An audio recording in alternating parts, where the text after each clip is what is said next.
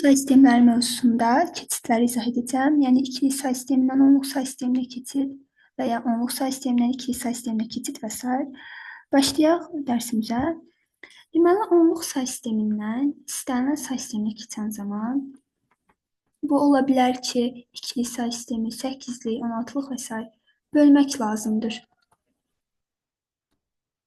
Bunu özünüzdə qeyd kimi yaza bilərsiniz. Məsələn, onluq say sistemində verilən ədəddən ikili say sisteminə keçmək üçün 2-yə bölə-bölə gedirik. 8-li keçmək üçün 8-ə bölməliyik. Onluq say sistemindən 16-lıq say sisteminə keçmək üçün isə 16-ya. İndi bunu bir nümunə üzərində göstərim. Məsələn, onluq say sistemində verilib ki, 27 ədədi. İkili say sisteminə keçid tələb olunur. 2-yə bölə-bölə getməliyik. Və bizə lazım olan əsas qalıqlar, ona görə qalıqları bu formada dairəyə almaq lazımdır ki, sonra qarışdırmayasınız. İndi mən sürətli bölüm, sonra izah edəcəyəm.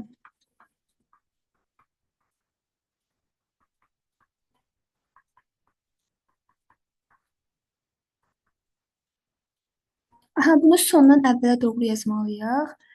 Deməli, birinci qismətdən başlayırıq. 1, 1, 0. Bu 0'dır. 6 yox, bu 0'dır.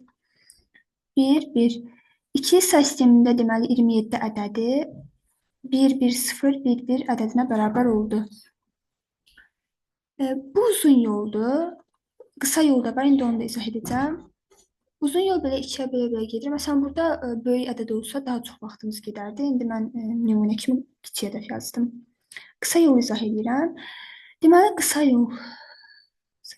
Bu zaman 2-nin qüvvətlərini yazırıq. 2-nin üstü 0, 1-ə bərabərdir. 2 üstü 1, 2, 2 üstü 2, 4, 2 üstü 3, 8, 2 üstü 4, 16, 2 üstü 5, 32. Lakin 32'yi götürmürük. Niyə? Çünki 27 ədədindən böyükdür 32. 27-dən böyük olmamalıdır. Bizim işimiz bu ədədlərdəndir. Deməli, 27 bunların içərisindən hansılarının cəminə bərabərdir, onlara baxırıq. 16-nın, 8-in, 2-nin 1-in cəminə bərabərdir. 16 üstünə 8 gələndə 24, 24-ün üzərinə 2, 26, 26 üzərinə 1 gələndə 27. Həmin burada hansı ədədlərin, rəqəmlərin cəminə bərabərdirsə, altına 1 yazırıq. Və 1, 2, 8 rəqəmlərinin cəmi bir də 16 ədədi, altına 1 yazdıq.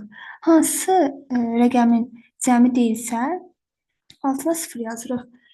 Həqiqətən də baxın, burada aldığımız bu ədəd buna bərabər oldu. Amma bu yol daha qısadır. Bu videoda sizi çox yormaq istəmirəm. Əsas odur bu, indi dediklərimi yaxşı qavrayın. Növbəti videoda ikili say sistemindən 8-lik say sisteminə, 8-lik say sistemindən 2-lik say sisteminə keçidi və ikili say sistemindən 16-lıq, 16-lıq say sistemindən isə ikili say sisteminə keçidi ən sadə yolunu izah edəcəm.